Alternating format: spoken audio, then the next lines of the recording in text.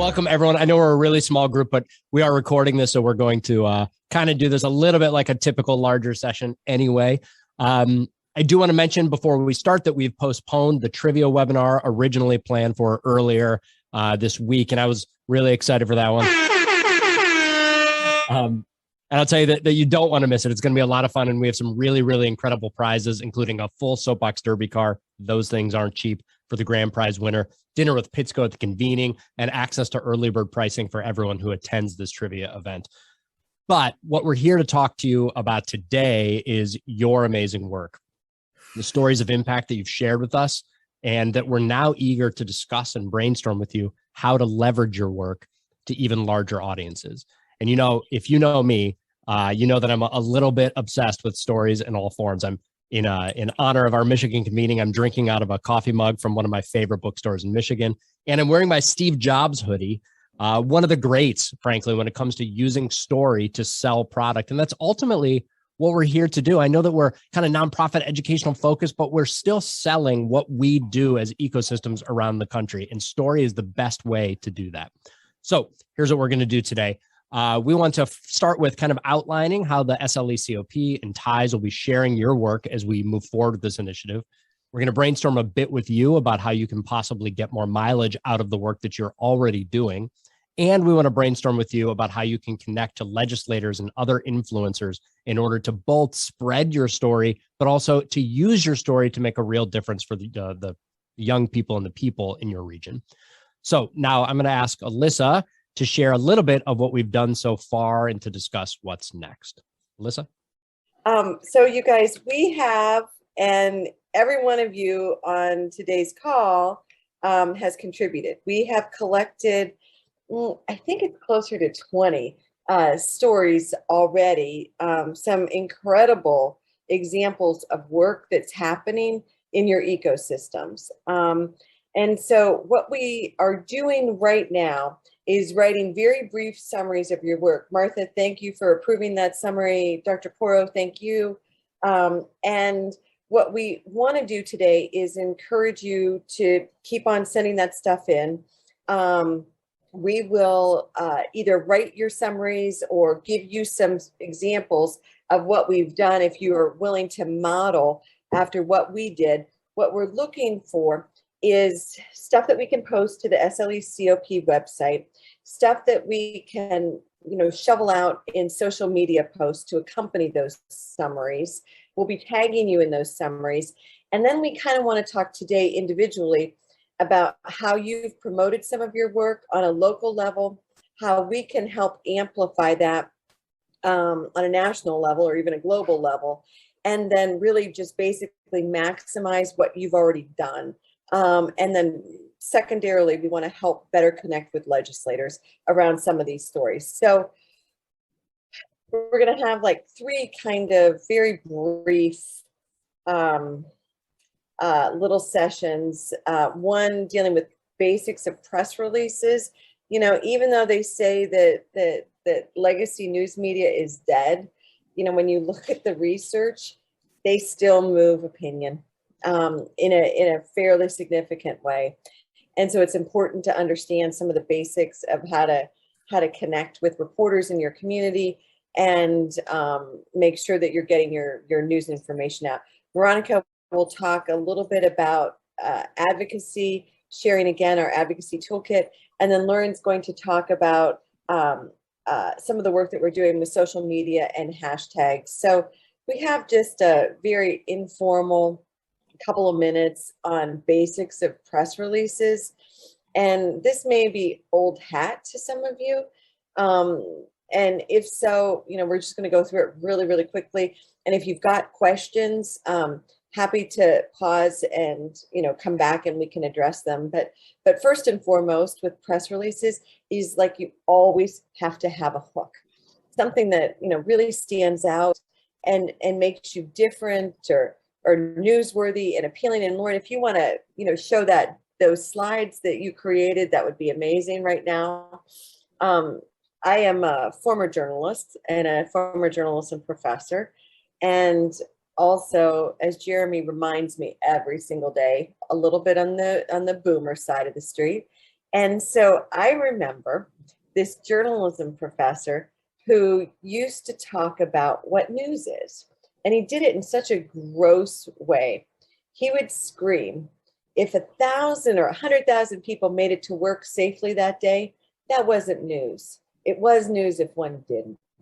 And so it's sort of a gross way of thinking about what is news, but it illustrates the point, and we can move on to the next slide here, Lauren, is that it has to be unexpected or different or noteworthy, okay? And something that goes against, what we're expecting to see. We expect people to be good, generally. We expect things to go as they're planned. What we don't expect are these occasional weird things that happen. And that's where the story comes in, and we can advance to the next slide there, Lauren. So you want to start, and this is just a little quick overview, start with that hook.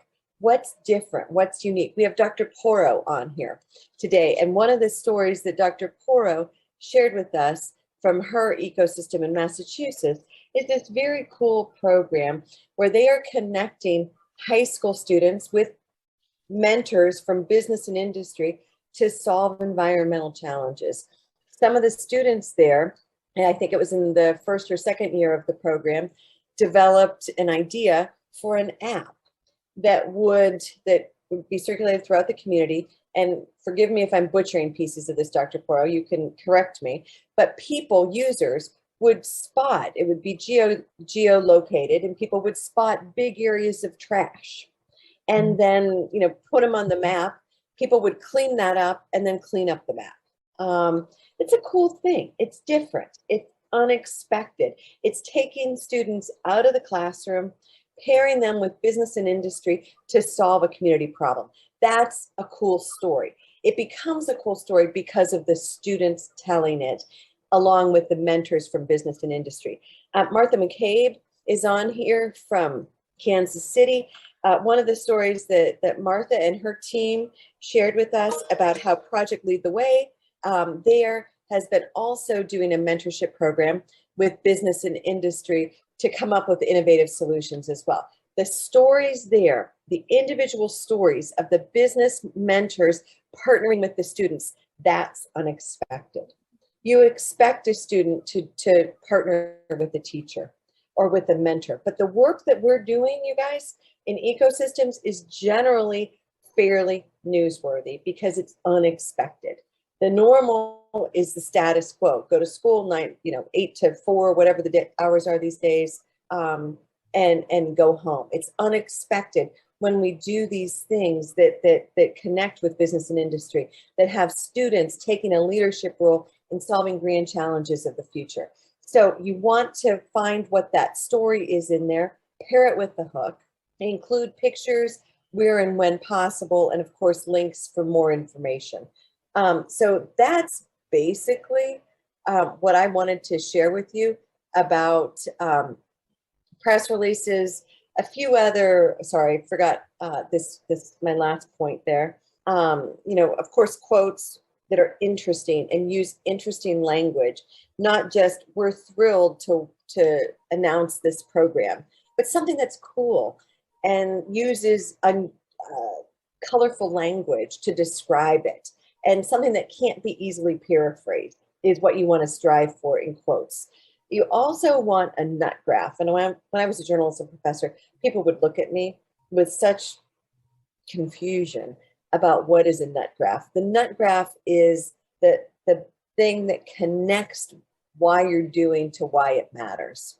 So in the case of Dr. Porro and their work, their nut graph is the environmental challenges, the pollution that's rampant in parts of the community that Dr. Porro's ecosystem serves, and how students are playing a role in trying to address it. It's an issue that a news organization or general public might care about. Okay. Alyssa, are there examples of what this might look like that people can access? So I was actually, Jeremy, I was actually gonna, as part of the advocacy toolkit, we have a press release template in here. So I was gonna show that if that's useful, Alyssa, and maybe we just talk through the different paragraphs of showing examples of what you're saying. Is that helpful? I think that's great. Please, this is really informal. Go right ahead. Okay. And I think as I do that too, I'm curious for folks if there's questions that come up too, because this really is meant to be more of like, you all have shared stories with us. And so we want to make sure, can you see my screen? Is it big enough? Do you see the whole screen or just the press release template? We just see the press release template, but if you can increase the text size a tiny bit, that might be helpful. Yeah, And while you're doing that, Brian, it's a controller command plus sign. We'll do that. While you're doing that, Alyssa, Veronica, Martha's mentioning in the chat that they could also show their press release that attaches to their story. So that might be one thing to ask as you're asking for stories. If these are repetitive things that you've done, then share the press release that you've done as an example. So that would be really easy to attach to that whole kind of file. Awesome, Martha. Thank you. I think one of the things that, so we were hoping to have this ready. Our developer, I think, is just, we've given him too many things, but eventually what we would like to do is under the community of practice, there'll be something there that says ecosystem highlights that'll have all of your stories, and we can start to feature them and rotate them on the homepage. And so getting the sample press releases and things that you're using would be really useful. I don't know. I mean, do people on the call feel pretty confident about writing press releases? Like, is it helpful if we go over this sample one that's part of the advocacy toolkit around the federal bill to talk through it? Or Martha, we can show yours. I have a person. So for me, I have a person that does this. But if there are other ecosystems that don't have a person, it's probably valuable. So yeah, now that I'm showing up to the group. I can't see everybody. So, and I don't want to like put people on the spot if they don't feel comfortable. So 3 have said we have a person. So at least we all recognize the value of having a person, right? And I think that quite frankly is probably really important to share to the broader ecosystem.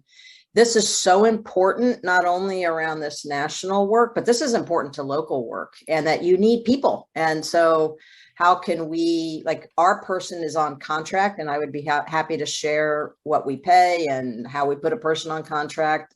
So I think those are the things as we think about what's benefit to the broader communities of practice. It's how do you get a person, and how do you recognize, if you're leading an organization, the value in funding a person to do this work? If that sounds like a better sort of use of our time together, is it better to just sort of share resources and thoughts around press releases? And I don't want to speak for the larger SLECOP either, but I'm sure in-house to get things started, we try to provide templates when it's necessary. So I actually think that might be a better use of everybody's time to just think about like, hey, this is important. And Martha, especially too with local media, I think local media is more likely, like you will get picked up a ton of times. And the more that you build those relationships and muscles, like we have seen ecosystems that have created really great relationships, and people are reaching out to them like, hey, we need an education piece. Like, what you got over there? So is that a better use of folks' time if we just keep chugging along?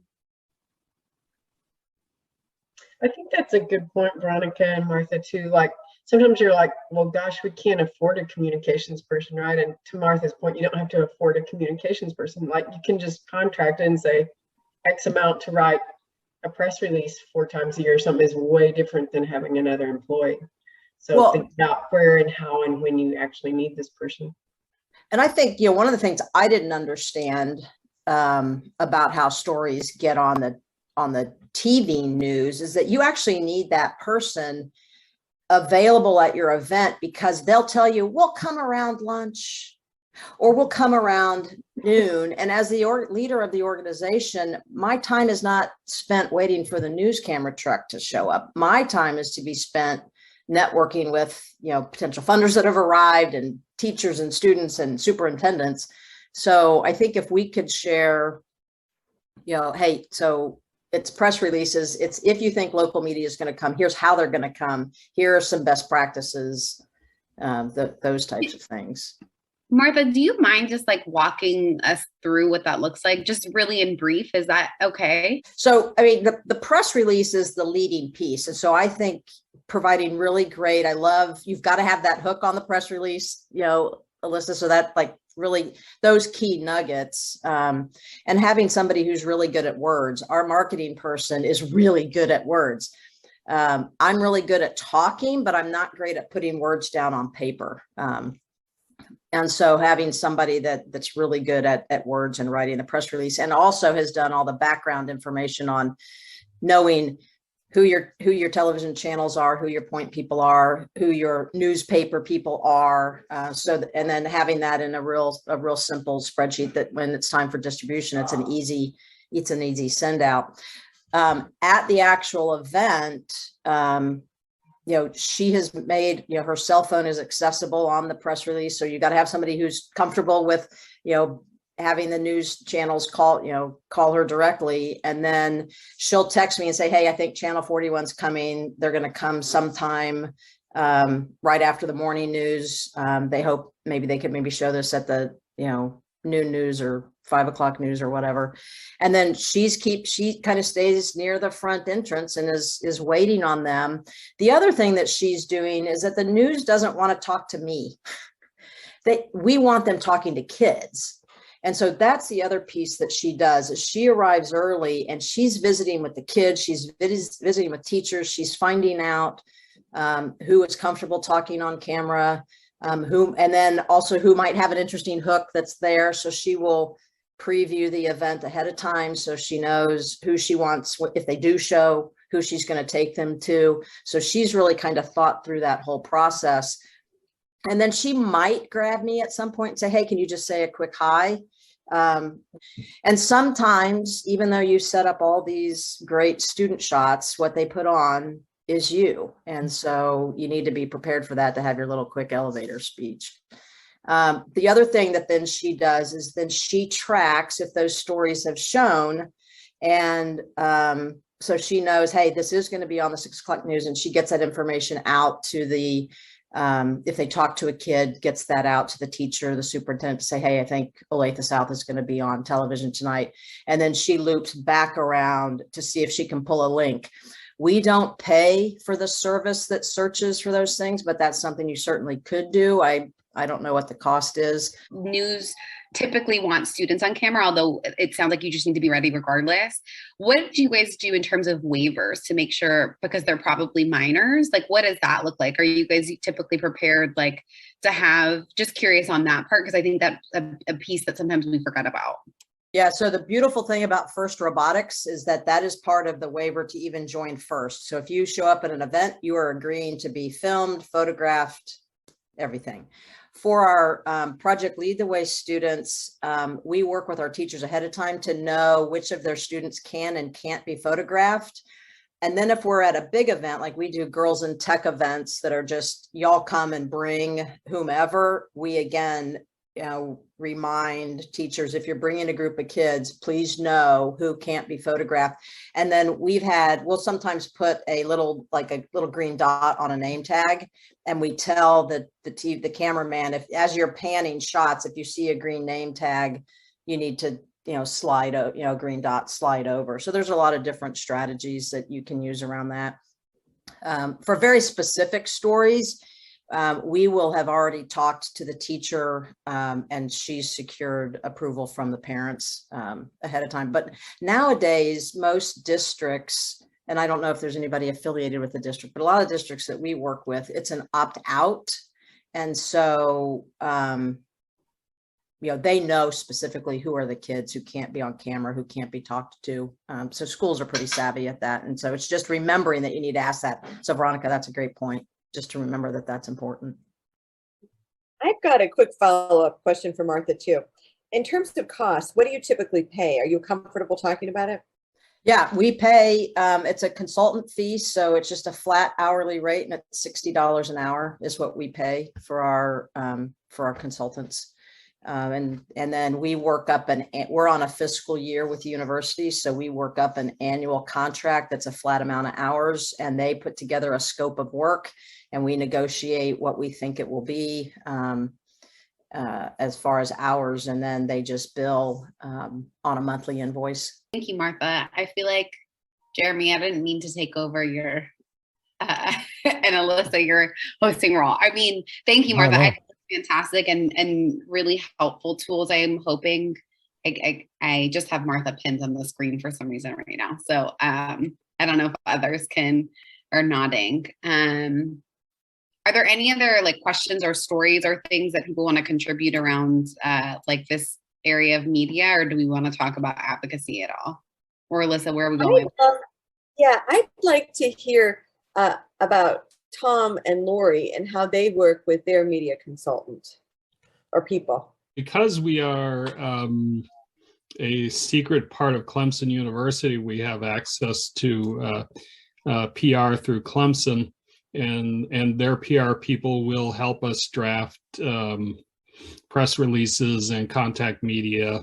So we got that going for us. I also have a relatively brand new hire who basically we hired to do social media for us. So she just graduated from college, which is the age of person you need to do social media for you. So she does our Facebook and our Twitter and our whatever other social media things we have that, I just feed her stuff and she makes it go out. And were you done, Tom? I wasn't sure. Yeah, I think I should be. Yeah, let's leave it at that.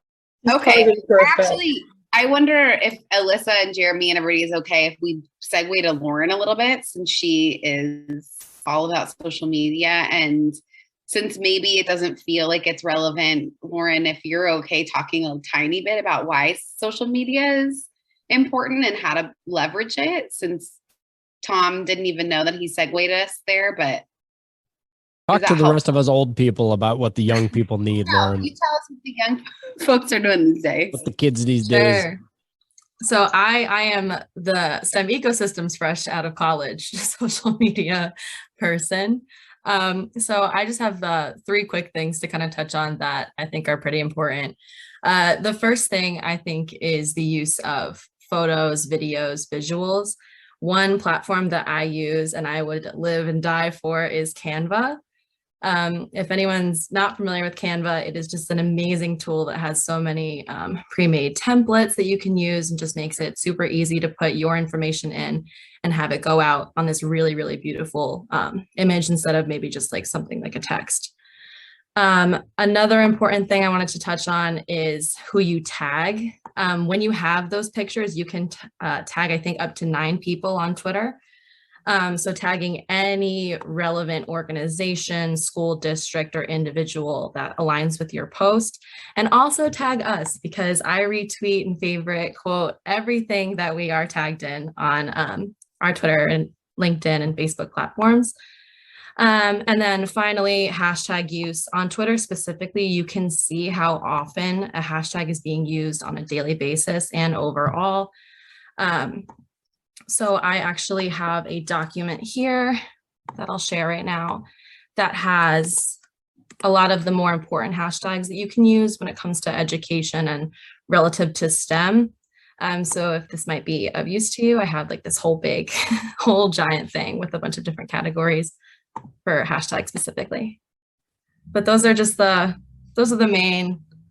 main details that I like to keep in mind when I post on a daily basis. Oh, that's another thing is consistency, being very present, interact with your followers, quote tweets that you're tagged in, participate in Twitter chats, just be active, communicate, have fun.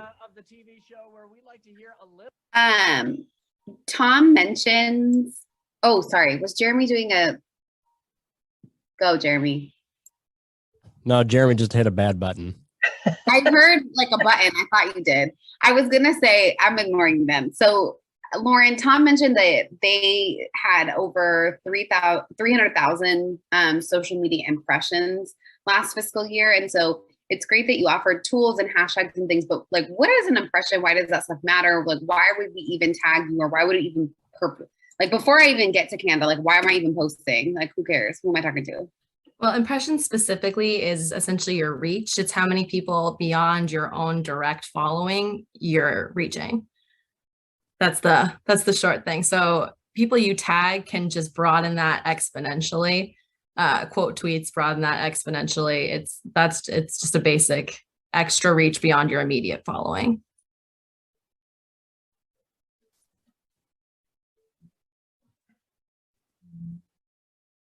Martha had a good question about STEM ecosystems, or SLECOP. It is at STEM Ecosystems on Twitter. Thank you. Of course. And I will just share, Martha, part of the reason that we did STEM ecosystems instead of SLECOP is because, I mean, people already probably don't know what a STEM ecosystem is, but SLECOP even less. So I don't know. I'm really glad to hear you say that, because that's what I've been tagging is STEM ecosystems. And if I have to switch to SLECOP, I might not get that always right. So forget the name of a vegetable or something. Yeah.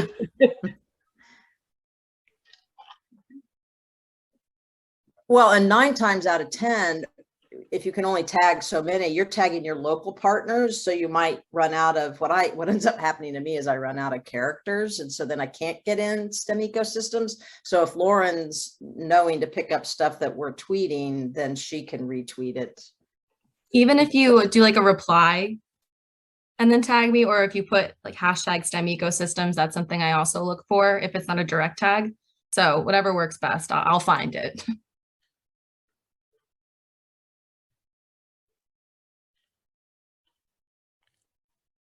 Well, I know that's, I mean, I don't know about the people attending, but what I know from my perspective is that I think we sort of imagined this session initially as kind of helping people get started on this stuff. It just so happens that everyone who attended is already doing some really great things. So what I'm excited about right now is that we've sort of shifted this conversation into what everybody's doing. Because what I do think, and I know this has been discussed before, that there are not only things that we can learn from each other, but there are probably ways that we all can and should be supporting the amplification of messaging around the country. So not everyone has had a chance to kind of share what they've what they're doing so far in terms of messaging their stories. And since we're kind of shifting a little bit and punting, I'm wondering if everyone would be willing to do that. So, what else is happening in your ecosystems, and how are you using, these types of tools or other tools to spread your message?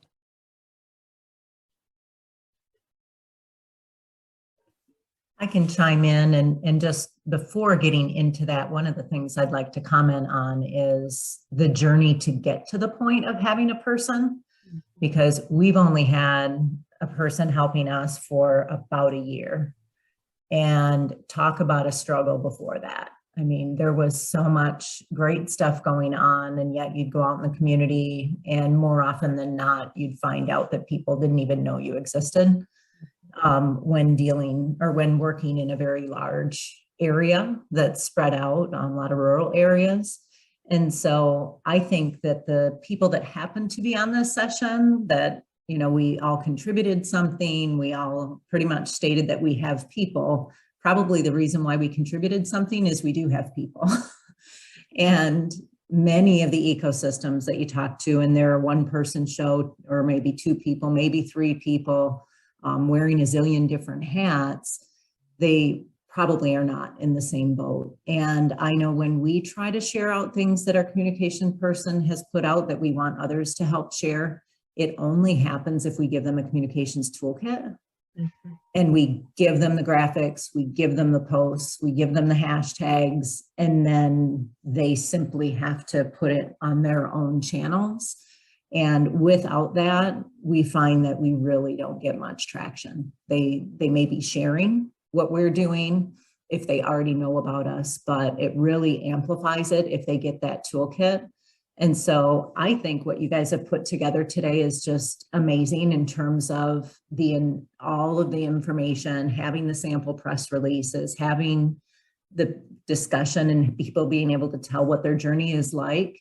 And I put it in, I think in the first 5 minutes of this session, like this should be at the convening. We should have a session teaching people how to do this. And if you don't have a person, what do you do? If you do have a person, what can you do? And how can you elevate your communications game, no matter where you are on that continuum? And especially if we use that in order to help move us forward with advocating for this particular bill, that can just be how we show them how to use it.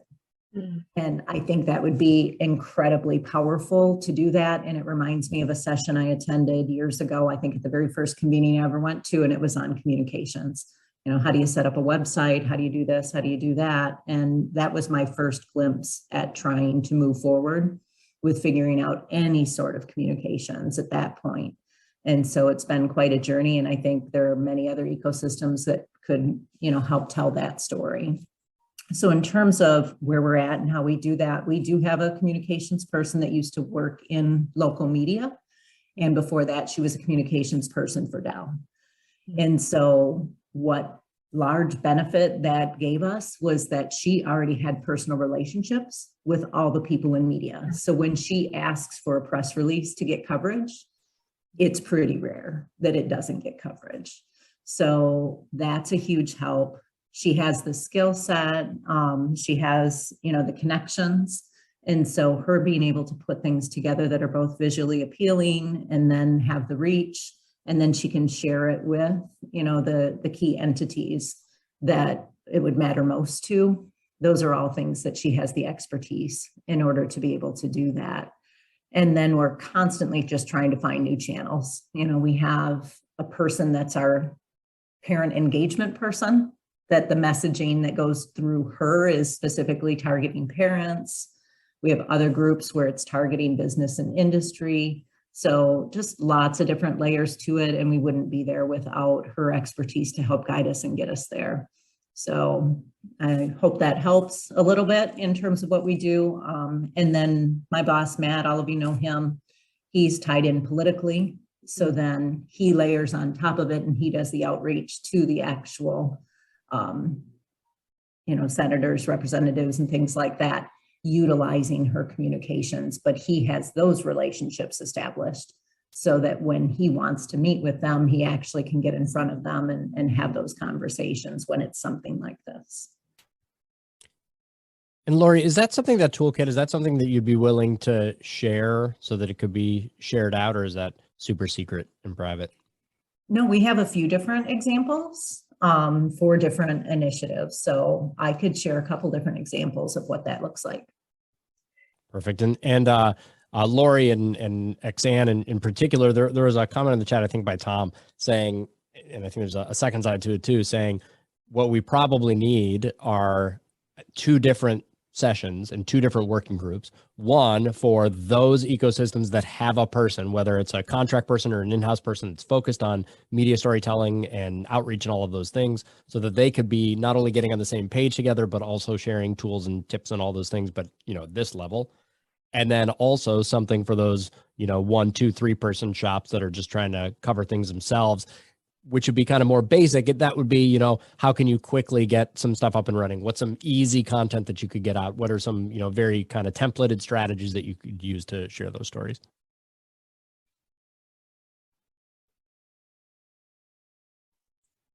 All right. So I think that the next question we have for you really quick is, all right, so what we do have at this point is a national platform. There are people who are part of the community of practice at the national level that have some very good, you know, contacts to different media outlets and all of those things. We've got, you know, our Twitter account, all of those things. So the question that we have is, what can the ecosystem initiative be doing for your individual ecosystems to help share and spread your message? Are there things that you think would be helpful if we were helping to amplify? Evan? Just because I haven't heard from you. Caught me mid-drink. That's a good question. I am not 100% sure. So so I'm in Framingham with Irene Porum. So we're representing, Suzanne and I are representing her.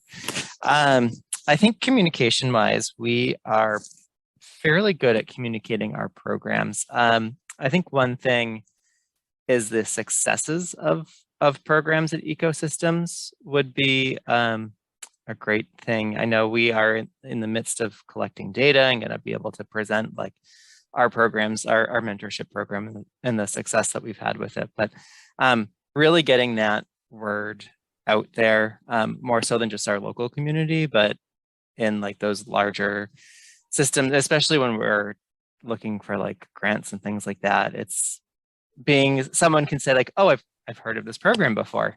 And yeah.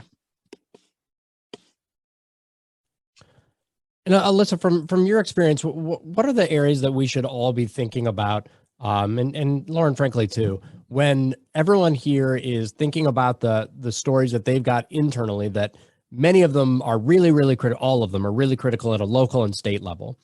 How do we determine which stories, let me back up and just give an example. There are things that are happening in Cleveland that I think that we think are really cool locally, but we don't think maybe have a national story, but they probably do. So how should people be thinking about the content that they have and knowing what to pass along? It's actually a really, really good question. I think that we're in a unique position where our job as the backbone of the STEM learning ecosystems community of practice is to promote all work that's being done within the ecosystem. So I think we want, anything that you think is newsworthy locally. Jeremy, and I may not be answering your question exactly. We want it, and we want it on our site. We view that as our job. Sometimes we do a better job with it than others. We are committed to it now. To elevate, as much as you're doing locally as it makes sense to, and we're doing it through these, short little summaries of your work, paragraph or just a couple sentences, and then links to your sites and so forth. So, I mean, that's, we want it all. We essentially want it all. And we want your profile on the global community of practice to be elevated for lots of reasons. For us, for the SLECOP, for TIES, for you, and most of all for the future of the work that we're all trying to drive. But Jeremy, is it okay with you if I ask Sandy a question? Okay, everything is about relationships. So Sandy, let's ask you, how do we, because a big reason why many of us for the ecosystems want coverage, want media coverage, comes down to, one of the main drivers is, of course, we want people to buy into our work, to participate into our work, to attend our events, to join our collaborations, but we also want funding. And we know that funders pay attention in large measure to media. So Sandy, how do we develop those kinds of relationships? Since you brought up the whole R word, and Tom seconded it. Okay. So I'll talk to the media piece first and then broaden it a little bit. Having a member of the media on your board, which has really helped us tremendously, has been, it has facilitated access in ways that wouldn't occur otherwise. So making sure that you have that connect.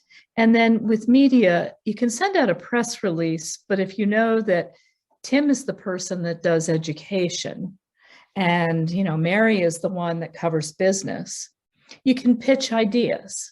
And it saves you writing up about 1 million press releases and say, Mary, we have this really cool thing going on next week. Would you be interested in a short write-up of da, da, da, da, da? And if Mary says, yeah, or now we have 1 million things going on next week, it's not good. So that relationship really makes your connection with media so much more efficient and a little bit easier. And it helps them do their job because their job is to know what's going on. So that's the first part. And if you broaden that a little bit, when we started out, one of the things that we did is look at influence matrices. I don't know if you've ever used them, where we said, what are the target groups we need to reach and who do we know? So sitting with your board and saying, okay, who do we know in media? And, you know, someone has a cousin or a friend. Who do we know that works for a funder? Who do we know? How do we gain access to this person? And often it's just those little conversations and beginning to find champions who are willing to go with you when you meet with a legislator, or go with you the first time you meet with a key business. And once you have business, they can always seem to get people to the table. So it's beginning to intentionally build relationships, not just getting along with people and, you know, kids and teachers. It's thinking about, where does the power reside and how do we begin to get ourselves in front of these people and build real, because I mean, they all want to do good work and you're doing good work. So that's sort of my 2 cents about relationship building. Yeah, Cindy, that's so helpful. I mean, so interesting and so helpful and so important. Tom, did you want to say something too? Yeah, I did, because I wanted to go back to the question about what SLECOP can do, and my immediate question was, what relationships do you have that I don't? And then I was also thinking about this unexpected, different, noteworthy thing. So what's unexpected is there's this national/international grassroots thing that's all over the place doing great things in STEM without any impetus by government or any other agency to make it so. That's a story. Now you can drill down into that to how it looks in South Carolina, or how it looks in Michigan, or how it looks in Massachusetts. But ultimately, you do me the best if you sell that story of this unexpected ecosystem. Listen, the question I think that we have now is, moving forward, again, obviously this twisted and shifted very differently from where kind of we were envisioning it, and that's okay. But what we want to do is make sure that we've got things lined up that will be helpful to those of you who are at this kind of tier where you're really thinking at a very deeper level. So we're going to probably be sending something out to all of you to kind of gather that information from you. What about at the convening itself? Is there something that would be valuable to you who are thinking about storytelling and messaging that we could be supporting you with there?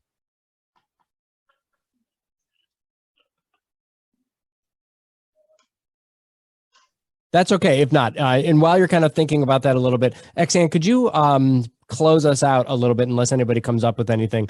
Veronica was messaging about that we should ask you about this work when you were with the Tulsa Regional Ecosystem. Oh, thank you. I yield to the experts on this call. They're the real pros. I think maybe one thing we learned that y'all have alluded to is like, it's sort of like, don't let your first act of friendship be, hey, I need something from you. Like, invest in that relationship with local media before you need them. So invite them out just to come and visit, or invite them to lunch, or invite them to come to something without having an ask. And I think over the years, as you do interviews with them, they're like, oh, hey, like they know you. Then so it's an authentic, like they know you and know about you. So they're much more likely to come to your stuff than if it's like, what are you doing? And of course, to quote Gerald Solomon, I remember him looking me straight in the eye and saying, you don't have a funding problem, you have a communication problem. And so I think the thing is, sometimes we're like, oh, funding, communication, we see them in separate boxes, but it's actually the same box. And if people really knew the stories of what you guys are doing, there would be no problem with funding. And so it's unbelievably important that we communicate. And I know some of the smaller ecosystems might be like, $1,000 for somebody to do social media and press releases, it would be worth 12 times that. Like, please, for the love, like, invest that and get some help if you need help. And for you guys, you're all pros anyway, but you know what I'm saying? Like, sometimes we squeak over that and it's like, it would come back to you tenfold. Like, don't be foolish. So I really appreciated the stories and the work that you guys do, and just can't underscore too much how important it is. Well, perfect. And thank you all for joining us again. I know this kind of twisted in weird ways, which is not how we like to do things, but sometimes it happens. Veronica, before we totally close, Lori's mentioning in the chat, I'm not sure if this is something that we can put on the list, but is mentioning perhaps a toolkit to help those organizations, these ones here, and all of the organizations promote the bill with language and stats and all those things. And frankly, that's where I think there could be some additional valuable work that the ecosystems could provide to the individual ecosystems is in specific toolkits with real quick data sets and graphics around things that maybe the individual ecosystems aren't particularly expert in. Is that I feel like that's something that is probably to some extent already in the works. Is that a doable thing?